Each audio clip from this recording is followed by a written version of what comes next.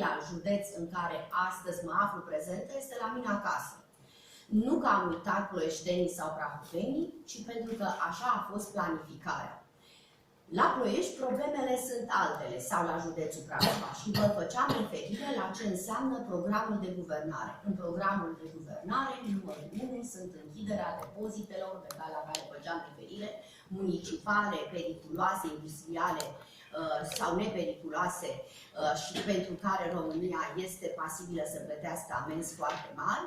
Apoi, problema numărul 2 este să introducem în circuit terenurile care acum sunt pe teritoriul lor, sunt acum situri contaminate, astfel încât românii să beneficieze de terenurile respective și ele să poată să fie reintroduse în operaționalitatea economică.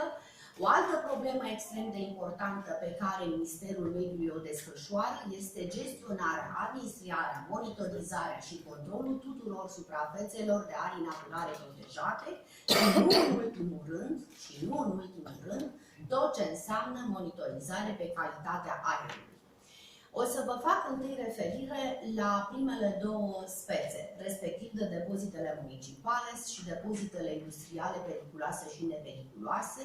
Eu mă bucur că pe area județului Prahova nu avem în procedură de infringement astfel de depozite, așa cum sunt celelalte județe.